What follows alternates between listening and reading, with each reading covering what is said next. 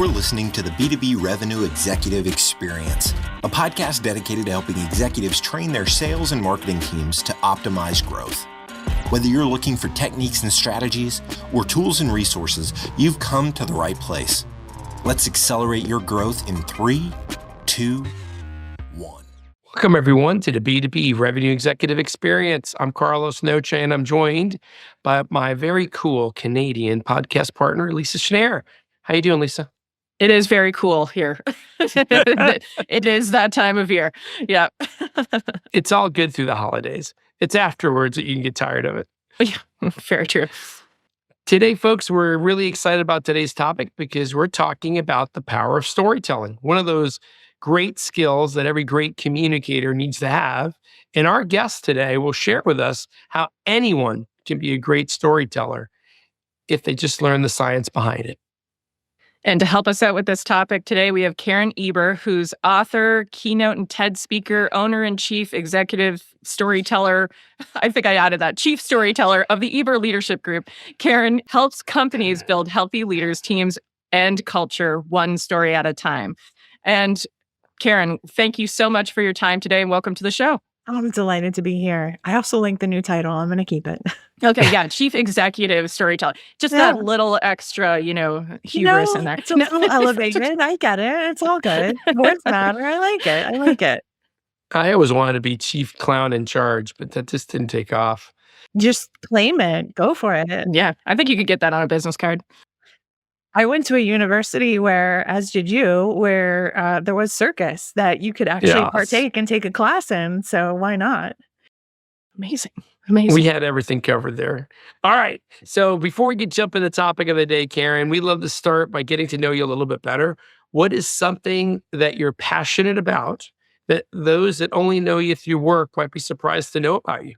I play the flute and the piccolo in a community band, not at the same time, mostly the piccolo. So I started in elementary school and have played all the way through high school and college, and I still play. So it's a wonderful yin to the yang of the work that I do, and it's creative. And what I love about the piccolo in particular is you kind of sit on top of the sound of the band, and it's like sprinkles on ice cream, which is very fun to be that light little playful thing on top. That is super cool. And I've never heard it described as that, but you're right. It is like the sprinkles on the cake. That is amazing. And so, apart from your, musical prowess, you also have done a lot of other things in your career, including recently releasing your book, The Perfect Story. Tell us a little bit about the journey that brought you to here. Because obviously you were at People and Culture and Talent for years. You worked with Fortune 500 companies, and now you've written a book and released a book alongside all of your other accomplishments. So tell us a bit about the journey. I like to say I've sat on both sides of the desk. So for 20 years, I worked in corporate roles as a head of culture and a chief learning officer in a business at General Electric and a head of leadership development in a business in Deloitte, and have been always in this place of how I'm creating great workplaces for people and building great leaders. And on this other side of the desk, I've opened Eber Leadership Group that helps build leaders, teams, and culture one story at a time. I did a TED Talk in 2020-ish that ended up on TED.com and just exploded, which led to a book deal, which led to the book in your hands. That is, as you're thinking of the way people show up or the way they communicate, how do you use stories to be more dynamic and helping impact those decisions? And so that came out this year, and I'm so thrilled to help people recognize that anyone can be a great storyteller. That is super cool. And so I guess one of the questions is how did you discover that people and leadership and talent development was your forte? What really led you to understanding that's what you wanted to do with your career before, of course, becoming an author?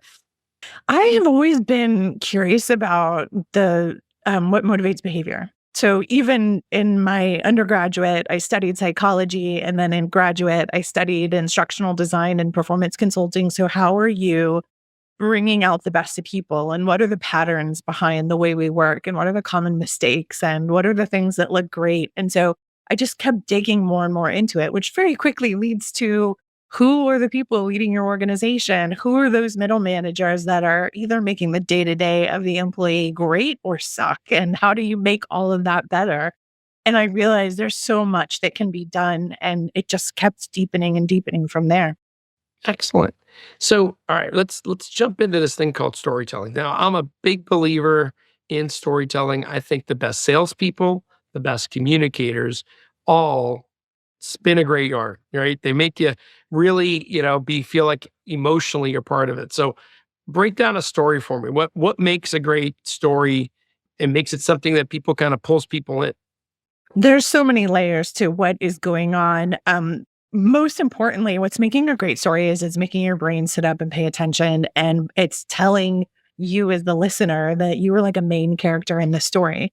So even if you've never had this experience, you're able to see, hear, feel, experience, think the things that are being described, which is so great in sales because you can have that moment where you're connecting someone to the higher aspiration of what they want to buy, right? They're not just buying a product or a service, they're buying the outcome of that. And stories allow for us to feel those moments, feel those things as though they are true. And that brings us closer to ultimately deciding. What stories are doing is they are connecting us to the emotion of the experiences, and we decide through emotions. And so it is a really powerful way to hook into that influence and help people make decisions differently. Okay. So, I mean, I've done this keynote at SKOs around storytelling, and although I'm not a professional, but one of the things I go back to is, I mean, you think back to, when we were just cavemen sitting in a cave, the way we shared experiences were through storytelling. And then I fast forward to today in being a more effective salesperson. Hey, we need to create stories that are relatable to the person. So when you think about storytelling and structure, is there a framework or a structure to it that really makes it resonate, especially when you think about your audience? So there's so many pieces that are going to make it resonate. The first is we have all sat in boring meetings or we have been Oh, on yeah. the receiving end of a really bad sales pitch where someone is just talking at us and it's almost like we don't need to be there. And what's happening is it's just words and we're hearing or we're reading them or processing them, but we're not connecting with them in any way. And there's a couple reasons. It's usually because there's not any structure to it. It's just a listing of facts or information, and it's not connecting to our emotions. What you want to think about anytime you're telling a story is starting first with your audience. Who is it that you're talking to? Think of the internal feeling you want to create that you want them to think or feel. Think of the action you want them to take externally of what you want them to know or do, and write a sentence for each. Think about what is their mindset today and write a sentence for that and what might be an obstacle. Because before you choose your story, or even if you know the story you want to tell, you've got to get really clear on who are you telling that to. Otherwise, you are just like the uncle at the holiday table that is like telling the story on a loop that everyone can recite because he tells it over and over, but he's telling that for him and not for you. So first Right. part, start there because even if you know the story you want to tell and you've told it before, you haven't told it to the audience in front of you, and you want to make sure you are really making it meaningful for them. And those questions help you just get centered on who they are.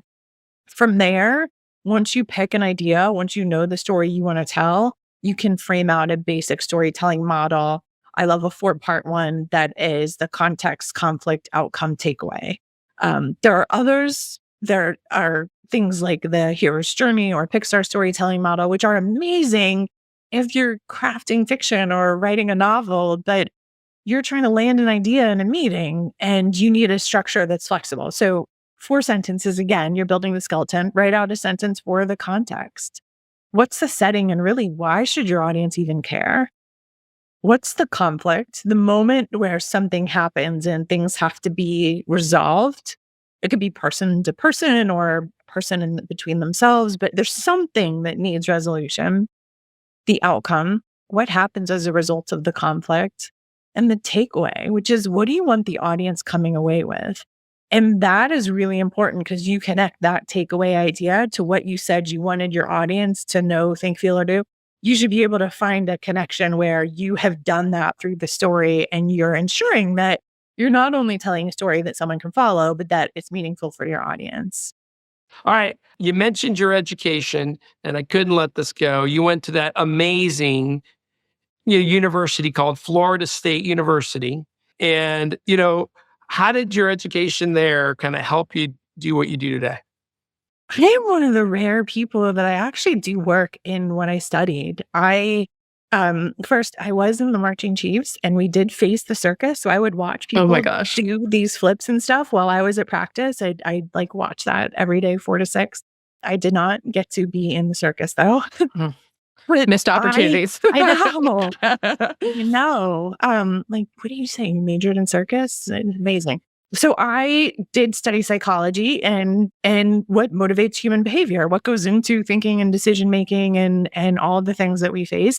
And then I did take that into instructional design and performance consulting of like, how do you apply psychology towards work and make an impact there? And so I've continued to build on that, especially as I got into roles as head of culture. And even now in the work that I'm doing, building the leaders teams and storytelling, it's really all about how are you taking these things to connect with people and create understanding? And so there are flavors of what I studied, just a few years ago. And so I guess, okay, just a little background about me. So most of our listeners know I'm on the east coast of Canada in Halifax, Nova Scotia, and we have a very natural storytelling capability here in the Maritimes. And having grown up, my father and my uncles, fishermen, it's a fishing community that I grew up in, and the stories that they would tell from growing up at that time and in that place, and not having a lot of money and being 7 kids, and so to me, there's a certain natural element to storytelling. But I like what we said at the top of the show, where you told us that anyone can become a good storyteller if they understand the science behind it. And I know you have a ton of free resources on your blog for people. And one of them is a free download called The Top 6 Storytelling Mistakes. 2-part question. How do you turn a person who's not a natural storyteller into a good storyteller? And what are some of those top mistakes that people make? So starting with the first one of like what makes a great story, what are choices you can make? I believe there are certain ways your brain responds to information or communications or stories that are important to understand and factor into choices you make in your stories. And so I call these the 5 factory settings of the brain. They're almost like 5 principles of storytelling. So I'll give you one as an example because they're all based in science and they become considerations for the story. The first is your brain is lazy. And if you think about the brain as almost the broker for the body, the brain's number one goal is to keep you alive. And part of that is it's a regulator of calories. So there are some non-negotiable calories to keep your body functioning, run systems and stuff. Like those are always allocated. You can't take from that pool. But there are these optional calories that go to attention and focus and those things that those moments where if we're really tired, it's much harder to do. If we're hungry, it's much harder to do. And what is happening when you're telling a story is your brain is almost making this decision of, is this worth the calorie spend? Are you giving me enough details? Are you helping me feel like I'm in the story? Are you making me feel engaged with my senses? And so one of the best things you can always do is remember anytime you're communicating or presenting, the brain is lazy. I am fighting this. So how do I make sure I am building a story that is worthy of their attention, that is putting in these things that are going to make it pay attention? So I've got 5 of these. We can touch on some of the others if helpful, but they then become these choices that when you're building a story, you ask yourself, how do I make sure the brain isn't lazy here? How do I put in an unexpected event so the brain like hits a speed bump and goes, huh? And has to spend some calories because that is when it's going to pay attention, engage, and remember. When you drift off, when someone's talking because it's boring, or you come home from a long day and you turn on the show you've seen so many times because you don't want to think, that's your brain having a lazy moment. We're not meant to be high focus all day, every day. It's meant to ebb and flow. And there are ways we can play with that in a story. So that's the first part. And remind me the second part of the question. Oh, the some of the top mistakes you see people make Yeah. that could, I mean, not necessarily completely sabotage a story, but some of the ones that people struggle with. The first is that we're telling the story we love to tell and not the one the audience needs to hear. Right. We all have stories that we love for some reason. Like maybe it's a personal experience we've had, or maybe we told it once and it just totally rocked, but it doesn't work in another setting. But if you're telling the story you want to tell, you're risking it not being meaningful for the audience. Like you're the uncle at the holiday table again. So the best thing is to always focus first on your audience and what is it that you're trying to have them do? Because that's where you're going to make sure your story is meaningful and not just wasted words. Second biggest one is where people don't prepare any type of structure for the story. And it doesn't have to be lengthy. You can use the context, conflict, outcome, takeaway, real time as a way to tell your story. But if this is, a sales meeting and you are getting ready for it, put a little bit of practice into it and build a structure because it's going to help you tell a tighter story. It's going to organize it better in your brain and make it easier for you to tell. And it's going to make it so much easier for the audience to hear. So those are a couple that happen really frequently when we just get focused and we get excited and we tell what we want, but it's not going to land the way that we want it to. And so one thing that comes to mind, you're mentioning about being in a sales meeting, and of course, we're tying this back to a bit of how being a good storyteller helps you to be a better salesperson. And another personal experience I had, I was joining a startup. This was a number of years ago now. And I met with everyone but the janitor, it felt like, by the time I got through the interview process. The only person who could tell me why this company was started and why it existed was the CEO. He was the only one who told me the story. So in a world where, in Carlos and I's world, and I'm sure you encounter this all the time as well, is like people only describing features and functionality of technology and not going back to that. Why did this ever come to be? Why does this company exist? What problem did you see that went, I can solve that? And so is that because the salespeople are having that lazy brain moment that they're like, I can read this list of features and functionality? Or do you think it's because we're not very good at teaching them the story? There's a little bit of we want to demonstrate our expertise. And so we just want to share it all because we know people want to buy from someone that we trust. And we assume if I can demonstrate to you, I have all this expertise, you're going to trust me in the product or the service. But that's not dynamic enough. So I think of it this way. I really enjoy Sting. I have been a fan for years since college. Right after I graduated, he was on tour and I was like, I am going to go see him in concert. This is going to be amazing, right?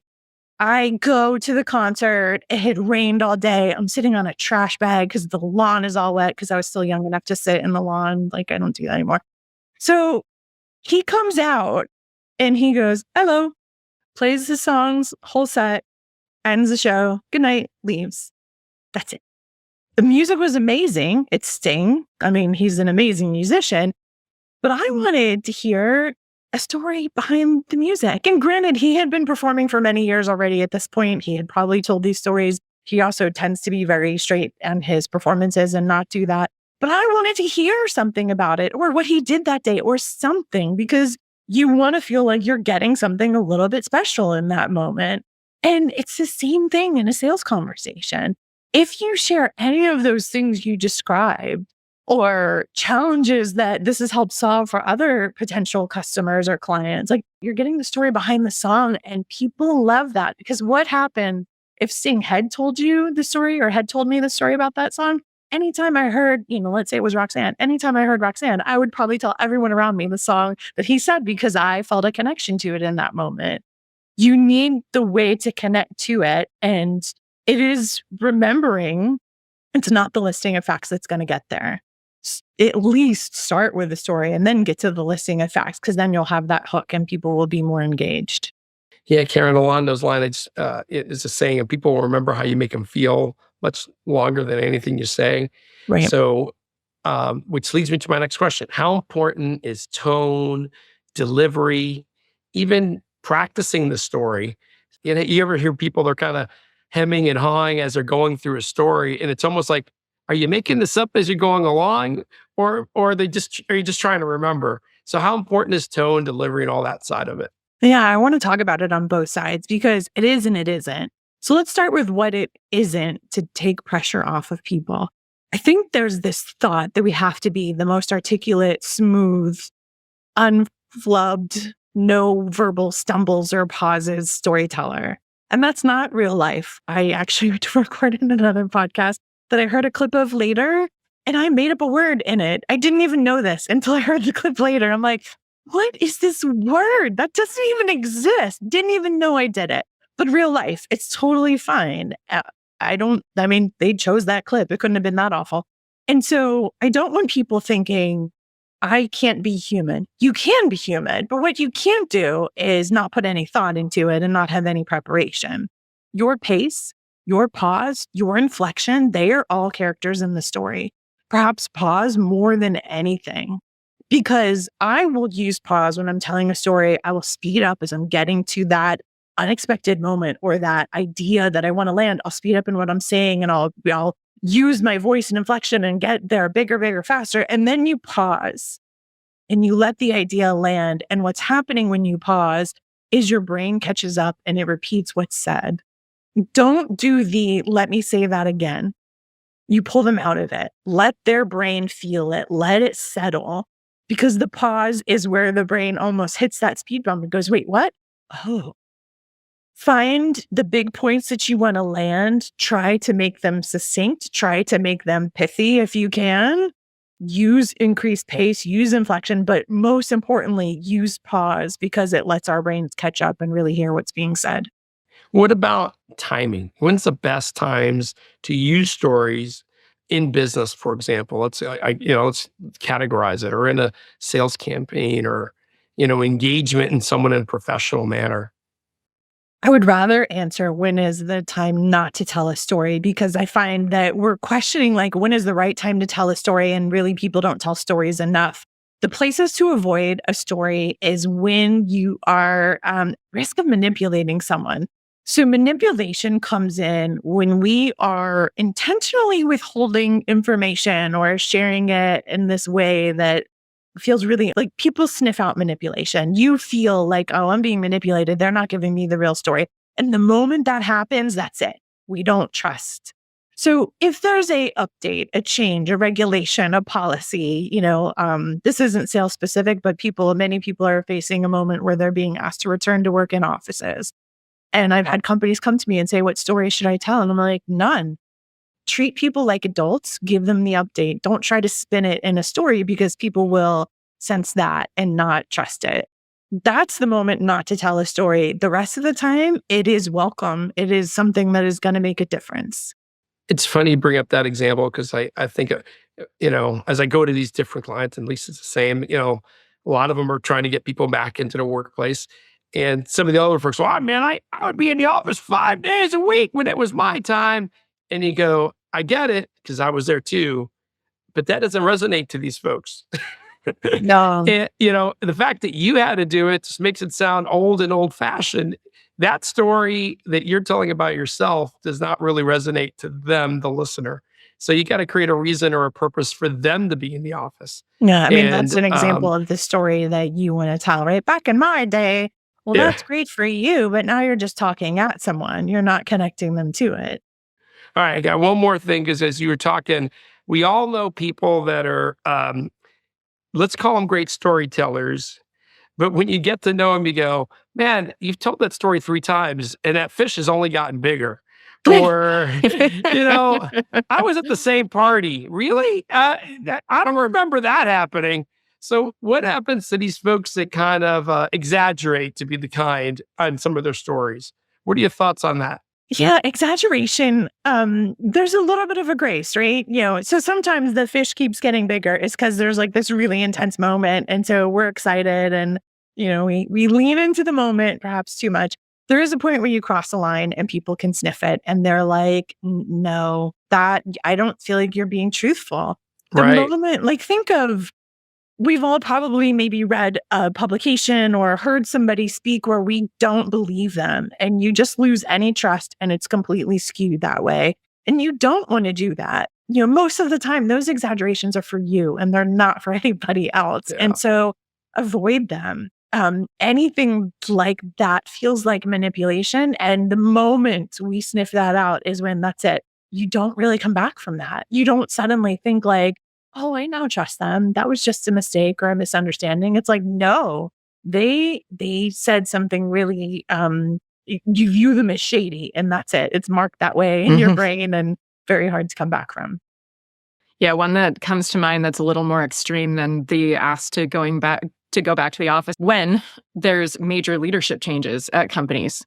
And everybody's like, oh, don't be nervous. Don't be nervous. It's fine. Everything's fine. And it's not to say that we want people to live in fear, but at the same time, going back to being like a transparent, trustworthy leader, understanding that people are going to be nervous when those big changes happen, and, that you shouldn't try to manipulate, because then next thing you know, everybody's looking for another job. So yeah, I think it's better just to acknowledge emotions. There's something really interesting that happens with leaders of there's this fear to touch on emotions in any way, fear to have a conversation that might get emotional. And no, we don't bring emotions into work, right? There's this very strong belief. However, emotions are at the heart of our decision making. Like, we are not devoid of emotion. And I feel like there's still a way to use emotion and be professional. It's better in situations like this to acknowledge we're going through changes. This can be unsettling. We understand, not the please don't do that. We heard you, because nobody believes you've been hurt. But there's a difference between leaning into emotions and not. So the commercials on television in North America for the SPCA, so the Preventative Cruel Treatment of Animals, right? Yes, exactly. Really heavy Sarah McLachlan ballad playing while the camera pans and puppies are trembling and kittens have like red watery eyes, and you were like, oh, my heart. Leans into emotion hard, but they're not manipulating, because it's very clear what they're trying to do. They are trying to raise awareness and raise funding. There's a difference with that versus manipulating, where you are just hurting and saying things that, feel unfactual. That said, that there's a line that, I see those commercials come on and I'm like, change the channel, mute the TV. Same. Not for me. Yeah. Same. Exactly. Like, Yeah. I don't need to cry right now. So I'm curious, because you're on the road, you're doing all these amazing keynotes, and you're meeting all kinds of people, and you're teaching them about storytelling. Do you have a favorite story that you've heard along your travels that you keep coming back to because of the way it was told, or the content, or something?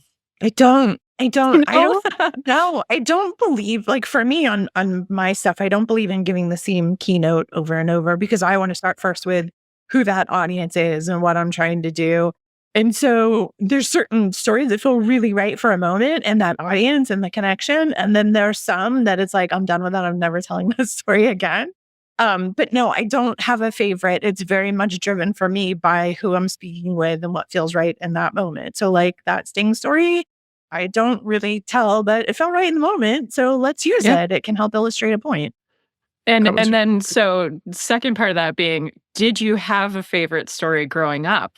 Did you have a favorite childhood author or someone that really resonated with you? There is this author by the name of Sid Hoff who wrote these stories, Amy's Dinosaur, I think. And so he kind of bridged, these were children picture books with like a sentence, very simple, kindergarten, grade 1 reading. They were very simple books about treating people nicely and actually being kind to the environment and stuff.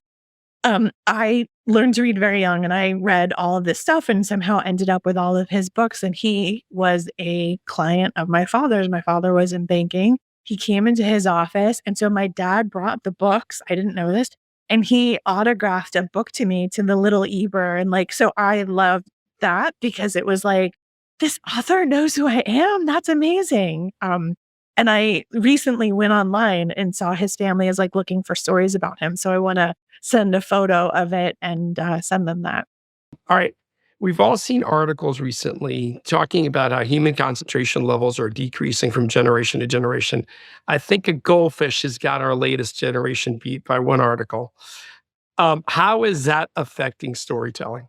There have definitely been shifts, and I've seen studies that because of the pandemic, I feel like attention spans, I think were 15 minutes and now it's down to like 6. And I feel like that's even worse in social media because we're all scrolling and, in a matter of seconds, you're deciding whether you go or not. That said, some of my favorite comedians are telling 15-minute stories and you are there every step of the way. So I feel like, yes, attention spans do matter. And so it means right away, you have to make sure the brain isn't lazy. You have to start in a creative way. So think about a sales meeting. If you walk in, "Hi, I'm Karen Eber. I'm so happy to be here with you today. Thank you so much for taking the time." Already they're not listening because you're just filler words and the brain's like, no, blah, blah, Charlie Brown's teacher. Yet we all do that. We almost feel like we need permission and to set the tone. If you started right off with a story, you're going to catch their attention right away. And then you can get to who you are and what you do. When I do keynotes, I don't do introductions. I jump in. I start with a story right away. And then I come back and I will share who I am and why I'm talking to them and what we're going to do. It's a difference than coming and saying filler words that don't mean anything. And that's true for any communication, any situation, and being thoughtful think about the brain is lazy. How do I get their attention? And how do I make sure that I'm keeping it throughout the discussion? So it's interesting. You talked about the meeting thing. Is like, sometimes we fall into the trap, but the other part of it is the audience falls into this lazy trap. You come in and they're on their laptops and they're on their phones, and you kind of just want to break them out of it. And I do agree, a great story is a great attention puller into it. But it's also kind of, it's easier to do in person because I can walk around the room and kind of look at people versus in a virtual like environment like Zoom or something. So you got to put the effort in. So I think that's a great point. I'm going to pivot on you. So, hey, writing a book is something I've always dreamt about doing. Of course, I have no skills or nothing to write about. But besides that, I'm all in. And the fact that you did one, can you tell us about your journey? Like, how was that? I mean, did you feel like you always had a book in you, or wow, it just came out? The writing part was the easiest part. At the point I did my TED Talk, I had been talking about storytelling as a part of leadership for a while. So when the talk went on TED, I very fortunately had literary agents come knock on my door within a week, which is Awesome. normal. You have to query. So that was amazing. And in those discussions, they said, do you have ideas for a book? Because the talk had hit 1 million views, within a week.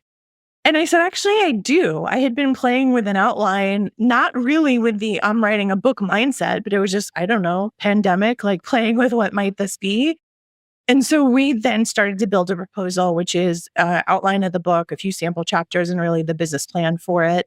And it stayed pretty much the same. I flipped the order of one of the chapters to make it flow better, but the ideas behind it came together pretty quickly. There were 1 or 2 chapters that took a little bit longer. The book is really 4 parts, and the first part is the science of storytelling. And I wanted to tell the science in a way that didn't feel like lab coat and beaker and heavy. I wanted it to be relatable. But that part was fairly quick. I wrote it in about 6 months.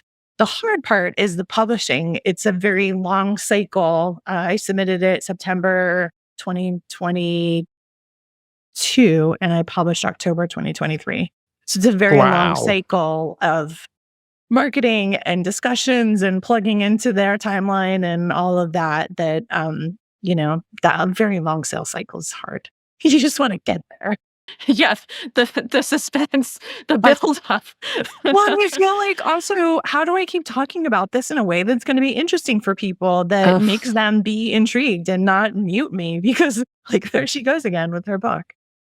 Well, and interesting you bring that up because this is a bit of a strange segue, but with the evolving world of technology and the rise of AI and ChatGPT and machine learning and all of these tools that are out there that can help you to get gather up content, create content pieces. Like we just heard about one yesterday that would take this podcast and cut it up into like 10 different LinkedIn posts and put a different tone on each one. How are you seeing that kind of technology evolve the way that storytelling is happening? And is it a good thing?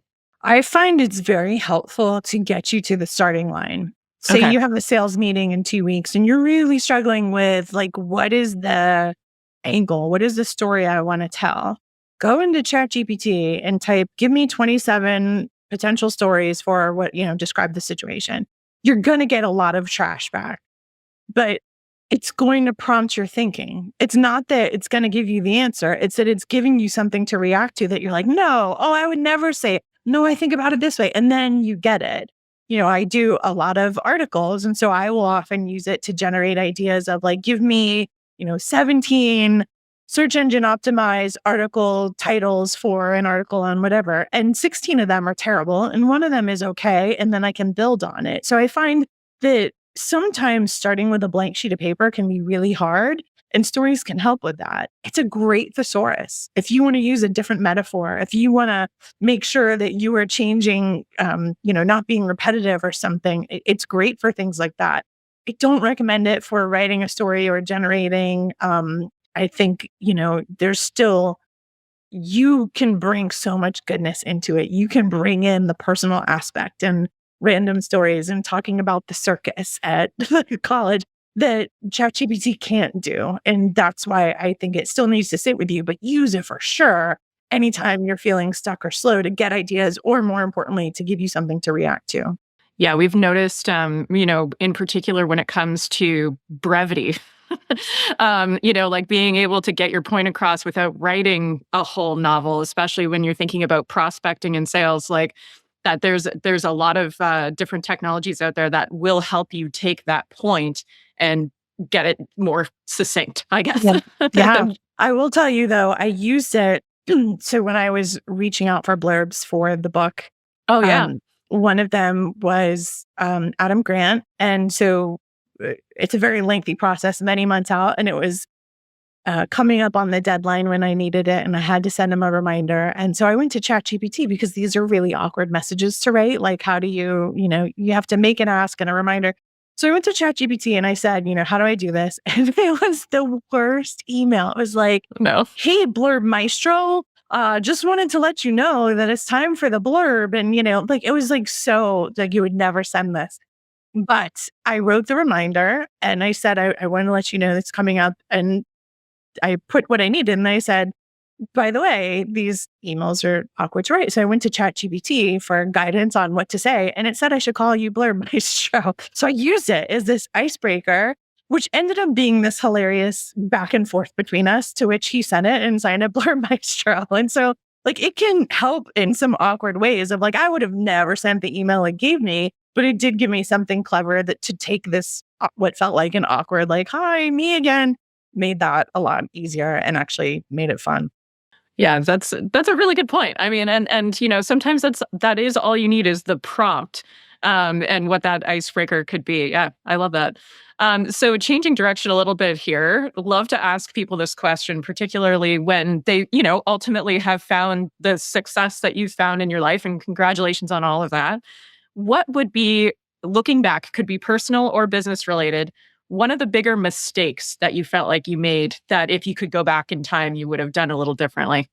I think like anything, I wish I closed doors softly. So it each moment in life when you realize, yeah, this no longer serves me, I need to move on, I stayed a beat too long. And there's probably a reason for that. And that extra moment is what, helped you move along. But I think whenever you're facing something and you're like, should I or shouldn't I find most people stay like just a moment too long and you wish you had moved on sooner. And I wish that I could have recognized that, because instead, you don't close the door softly, you end up slamming it. You're like, never again, I'm done. And so I wish that, but even if I told the younger me, she would be like, okay, sure, and then not pay attention. So Oh, yes. Well, at least you recognize that now. yeah, Hey, we can't live with regrets. We just like to see if there's something. I think that's great advice for the listeners because we always want the listeners to take away. I mean, you've given us many action items today that people can apply daily in their work. And one of the reasons we ask that question is because there's something that they could do differently. And I think that's really good advice, especially now. Like we do see people job hopping more than ever. We see people starting their own thing. The gig economy is real. So you never know. I'm a big proponent of that as well, as far as like, you never know when your network is going to be there to help you and to launch your business. And so keeping those relationships, closing those doors softly, as you say, it's very important. Yeah. Nice. All right. Last question of the day. We call it Acceleration Insights. Karen, what might be that one piece of advice, be it business or personal, that you would share with our audience to help them achieve the same level of success you've achieved? I'll tell you the number one thing I think about every single day. It sounds super basic, but it is so true. Prioritize sleep. The days where I am feeling insecure, frustrated, tired, having a hard client interaction, dealing with something uncomfortable, I often haven't slept enough. The days where I'm rested, it removes so much of that. And, especially if you're doing the gig economy, whatever you're working on in yourself is just front and center in your business and what you're doing. And so the more that we can practice the wellness of the sleeping and movement and what we eat and drink and all that, like it just has such a profound impact. So every day I am like vigilant about when I go to sleep and trying to get sleep and making sure that I can get what I want. I'm laughing on the inside because I got up at 3:30. I didn't mean to get up at 3:30, but it just, I was It up. It was happens. time to go. I got that Oura ring, and one of the things I got it for is to track my sleep. Yeah. I was laughing too because I know Carlos struggles with prioritizing sleep. But yeah, I will say, and we are in no way affiliated with this app, but one thing that I've found interesting lately is the sleep stories on the Calm app. Love them. Helping to like them. wind down. Yeah, I've learned more about trains than I ever needed to know. But It's interesting because so I did like 2 or 3 Black Fridays ago, I did a whole like lifetime subscription on Calm. For me, it has to be a nonfiction story. It has to be a fiction story. It can't be nonfiction. It can't be like too involved. It can't be touring an area. It needs to be like a mindless fairy tale and the process of it. And it needs to be 40 minutes. yes. Then, 15 minutes in, I can go to sleep. But I'm a big proponent of that for that reason. And I mean, pick your favorite celebrity. You want Matthew McConaughey to read you a bedtime story? It's amazing. I've never heard the end of it, but it's lovely. Yeah, exactly. And I think I'm still exploring and actually got the advice from one of my friends to check out the children's sleep stories for the simplicity that you're talking about, because some of the adult ones are very involved. Like I joke about trains, but it was about a train through Norway and like the history behind it. And I got way too into it.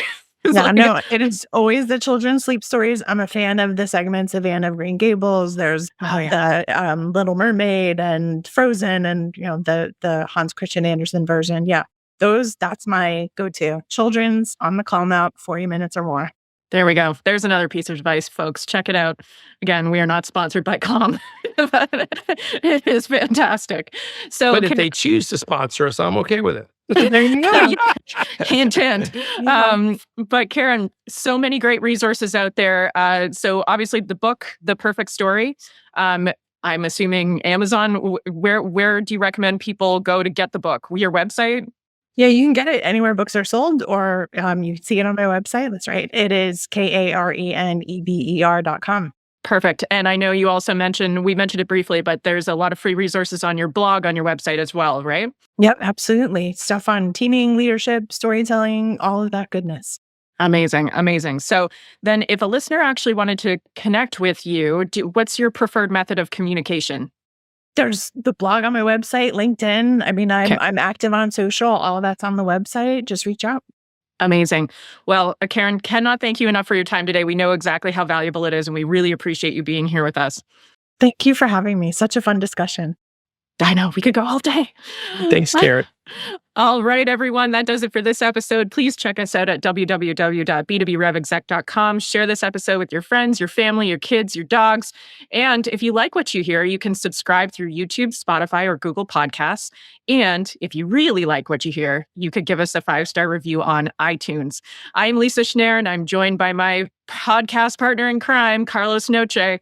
And until next time, we wish you nothing but the greatest successes. You've been listening to the B2B Revenue Executive Experience.